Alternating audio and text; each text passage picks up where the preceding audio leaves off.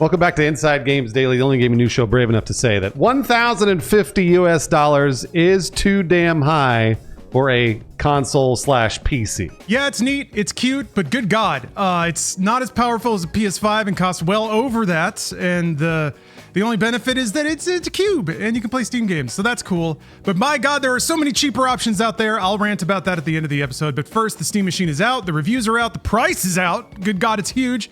And what's the consensus? We'll get into that.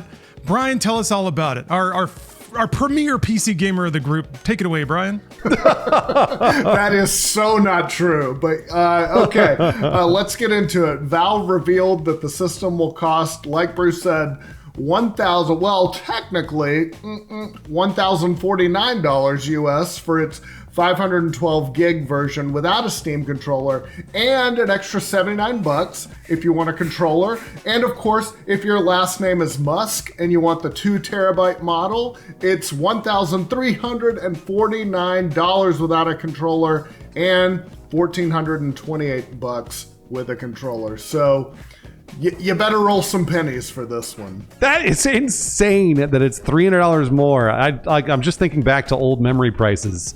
And memory prices used to be not so bad, and now they're crazy. That's insane. An extra $300 for a terabyte and a half. Like, oh my gosh. Anyways, if you're thinking all of this is very, very steep, you are not wrong. Everybody else thinks the same thing. Originally, the Steam Machine was actually supposed to be around $300 cheaper at its base, according to IGN.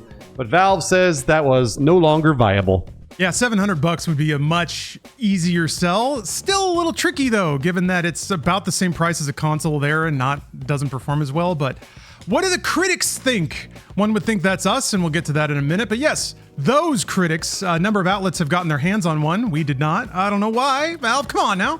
But let's run down all the reviews and pretend like we're one of the chosen elite. Yeah, my 8-year-old would have had a blast with this thing. But yes, Eurogamer did get one and said it's a stylish, compact living room gaming PC that's enjoyable to use.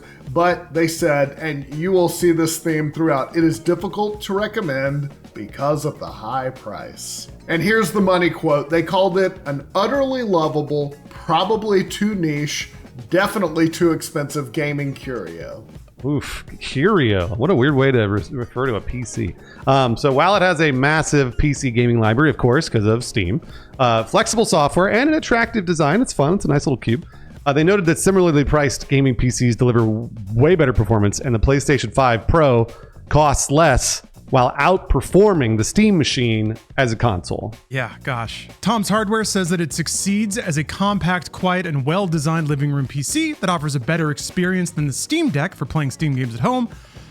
But again, it's aging hardware, software bugs, and of course, the starting price limit its appeal. Oh God, I was hoping I didn't get this line. I love that Brian gets to read this part. Yeah, Brian, you got to read the specs. Sorry. I'm the least qualified to do this, but I'm gonna give it a shot. Those hardware specs, by the way, are a semi-custom AMD Zen 4 6C/12T up to 4.8 gigahertz, 30 watts TDP, whatever the fuck that means, along with a semi-custom AMD RDNA 3, 28 CUs. That's a lot. It's also got 16 gigs of DDR5 plus 8 gigs of GDDR6. Damn, Dance Dance Revolution VRAM.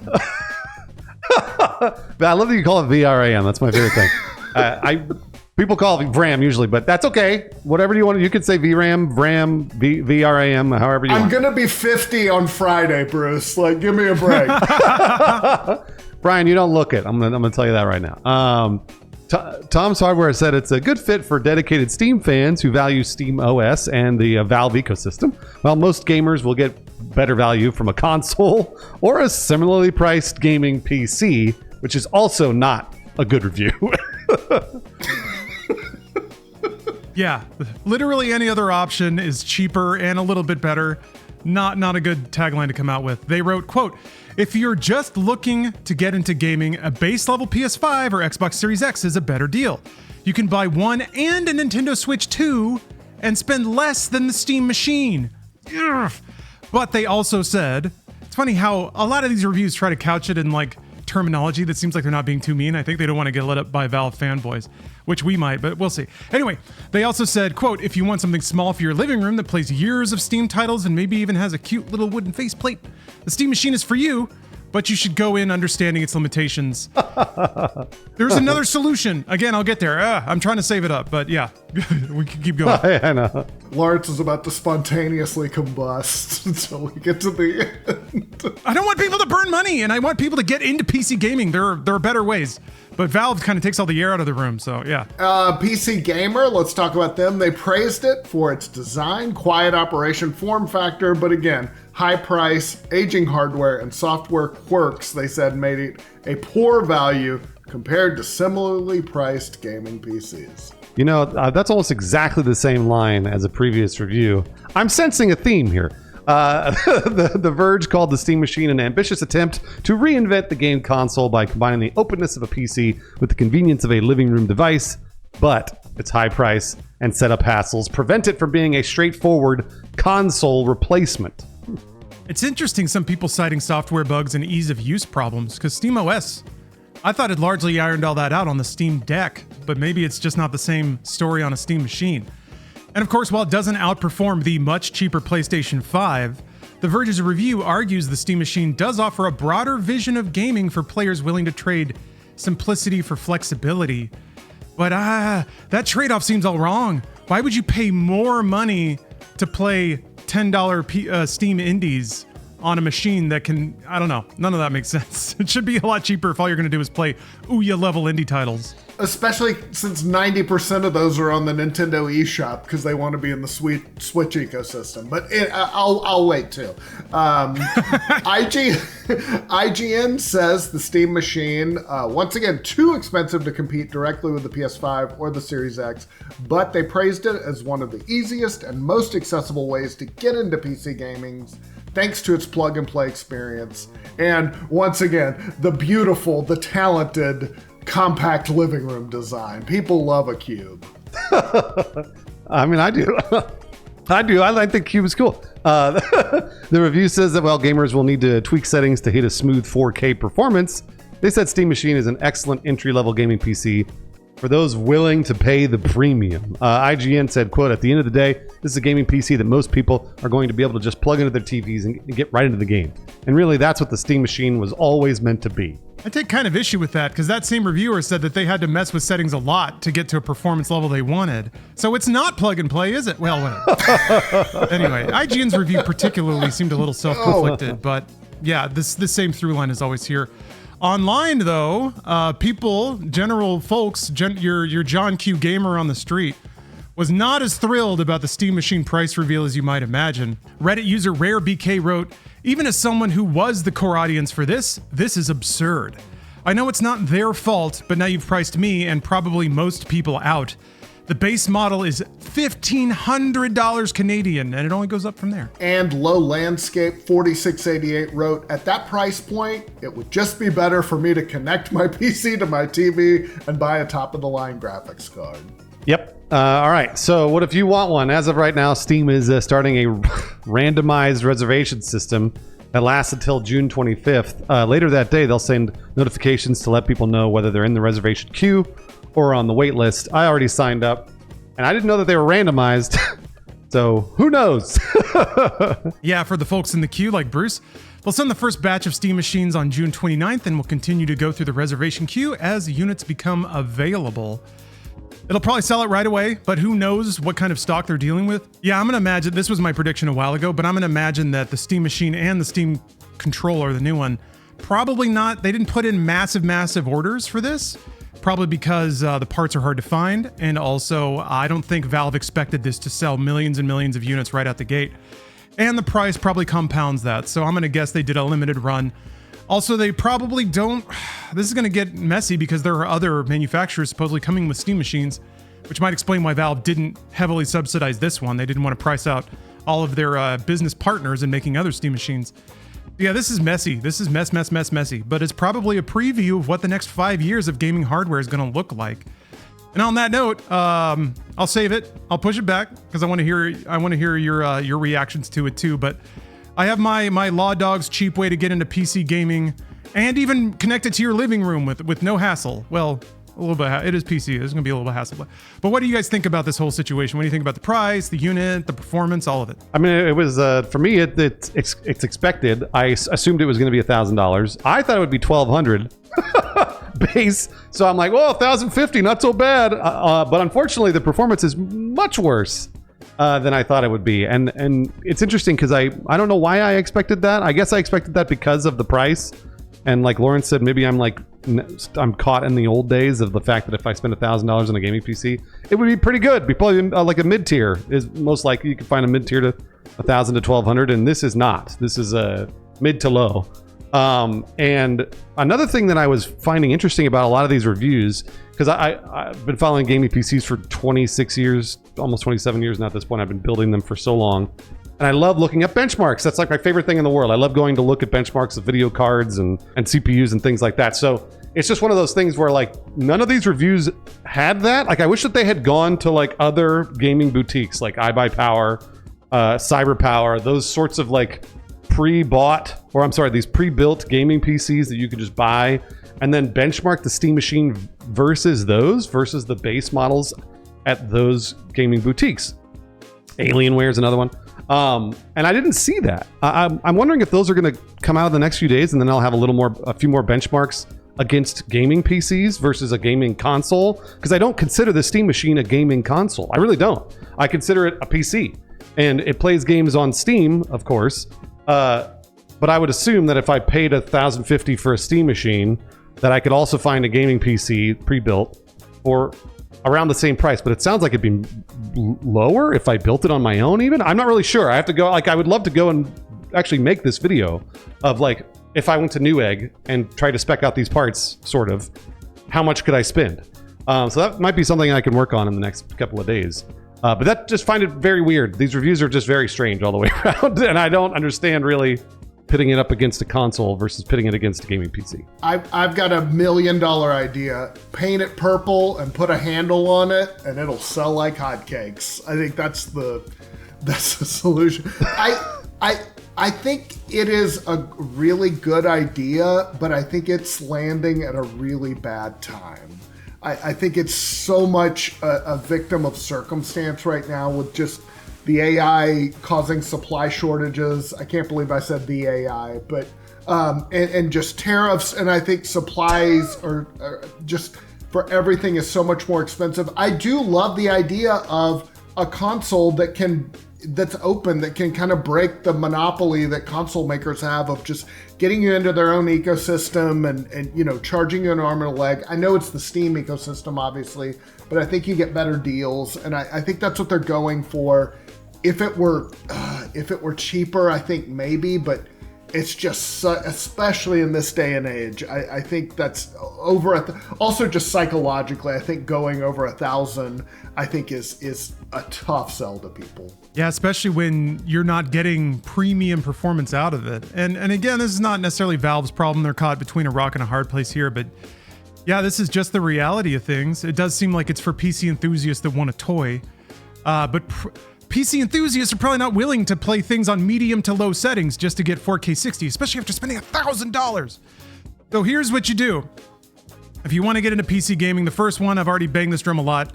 If you have no PC hardware and you're looking to get into it, ROG Xbox Ally. It's still $600. Probably not, maybe for another week. So jump on it right now if you can, but that is an all-in-one kit. It's kind of hard to compare, like Bruce said, because we don't have hard numbers. But I used that to play Warframe at 4K 60 on my TV. So it can get there in the same way the Steam Machine can get there if you turn on FSR and lower some options. But it can do that, and if you're already willing to accept a trade-off in performance, you can spend about half the money and get a unit that can not only plug into a TV and connect to controllers and all this stuff. Normally the trade-off would be ease of use, right? So I wouldn't make this recommendation compared to something like a PlayStation. But from the sounds of it, the Steam Machine is not necessarily as easy to use as a console still, from some early reviews. So if you're already going to be dealing with some you got to turn some dials and flip some switches, save yourself $500 and get a unit that has a battery in it and can travel and plug into a TV. All right, here's tip number 2.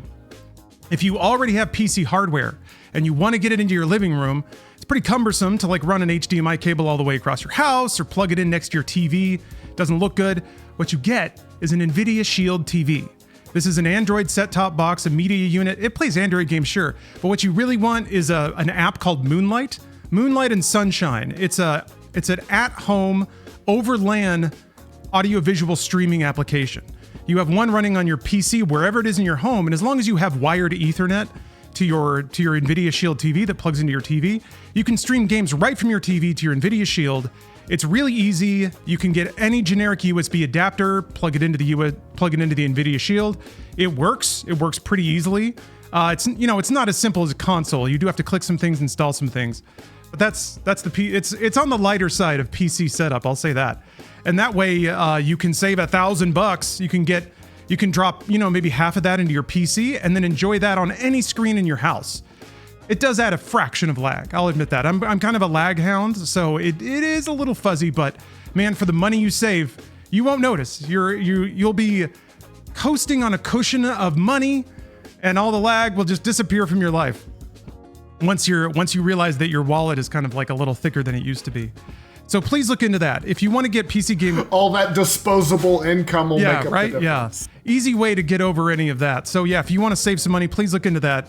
It's super easy. I've had the same NVIDIA Shield TV under my TV since 2017, I think, because all it has to do is decode video, and it does it. Once it does it good enough, it does it all the time. So please look into that instead of buying a giant cube that runs the same games much worse, just in a different room of the house.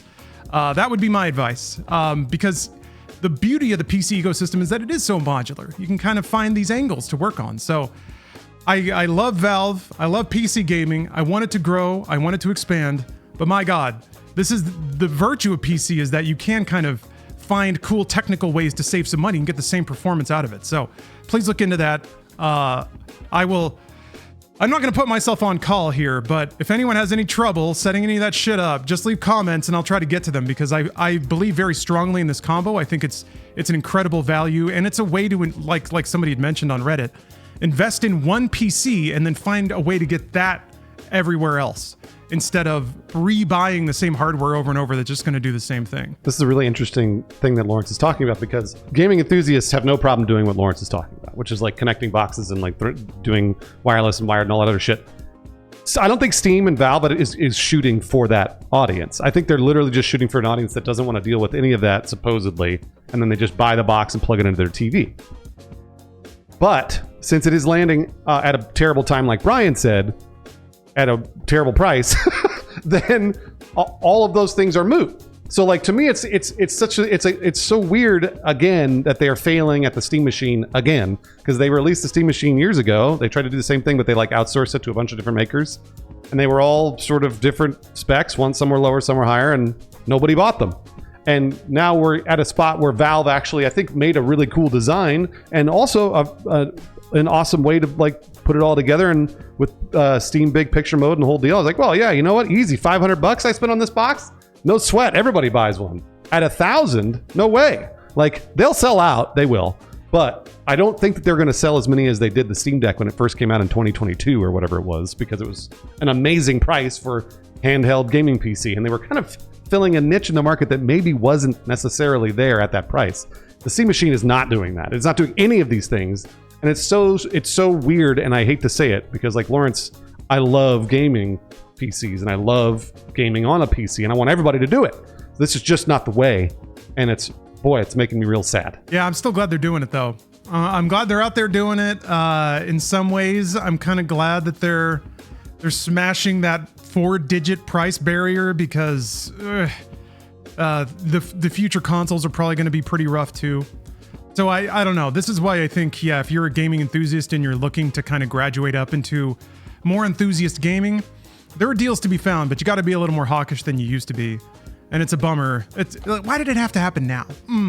In the renaissance of PC gaming, why did fucking AI data centers have to slurp up every last bit of silicon that the earth can provide? Well, speaking of slurping up, we're glad that we could slurp up some of your time. Thank you for sending it our way and watching this video. We love video games here. We love talking about video games, as it may or may not be obvious. So thank you. We appreciate it. The only reason we get to is because you choose to watch. So thank you. And despite $1,000 PCs swirling around nowadays, some of the viewers even found a couple of dollars to kick our way through our Patreon. So thank you very much. Thane Fireblood, Zach DeHack, Splinkerton, Forkendoggin, Rattlelog and Rooster. Check out our Patreon if you haven't. I post nonsensical memes there every day to give everyone a little something, a little candy. So please enjoy. Thank you again for watching. Man, we love video games, but it's getting rough out there. So take care of your wallets, look for deals, and we'll see you next time on Inside Games.